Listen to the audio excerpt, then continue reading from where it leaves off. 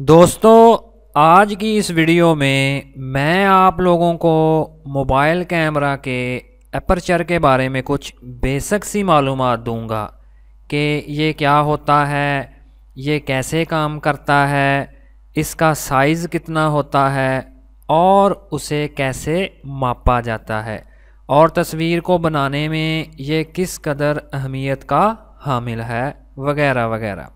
इसके बाद आप जान जाएंगे कि आपके मोबाइल में जो एपर्चर का साइज़ है वो कितना बड़ा या कितना छोटा है।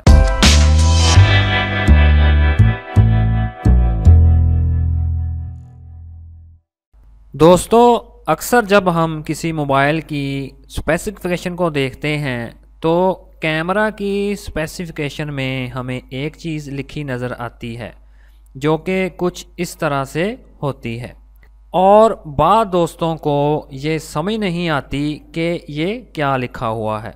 तो दोस्तों, ये मोबाइल कैमरा के अपर्चर का साइज़ होता है जो ये ज़ाहिर करता है कि आपके मोबाइल का अपर्चर कितना बड़ा या फिर कितना छोटा है।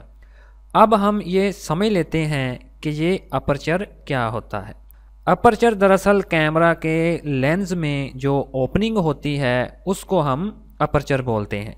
इसके ज़रिए रोशनी कैमरा के अंदर जाती है जिसकी वजह से हम तस्वीर बना पाते हैं, क्योंकि अगर रोशनी अंदर नहीं जाएगी तो कैमरा तस्वीर नहीं बना पाएगा। अगर दूसरे अल्फाज में कहें तो ये कैमरा की आँख होती है जो तस्वीर बनाते वक्त खुलती और बंद होती है और इनके साइज़ भी मुख्तलिफ होते हैं। जो अपर्चर ज़्यादा खुलता है उसका नंबर छोटा होता है और जो कम खुलता है उसका नंबर ज़्यादा होता है।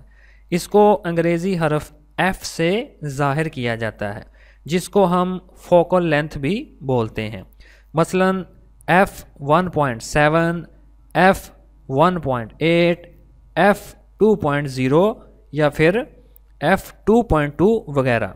इसका मतलब ये हुआ कि जिस एपर्चर का नंबर जितना ज़्यादा छोटा होगा वो उतना ही ज़्यादा अच्छा होगा और बेहतर तस्वीर बना पाएगा, और जिस एपर्चर का नंबर जितना ज़्यादा होगा वो उतना ही कम खुलेगा और फिर इसमें रोशनी भी कम जाएगी जिसकी वजह से वो अच्छी फ़ोटो नहीं ले पाएगा।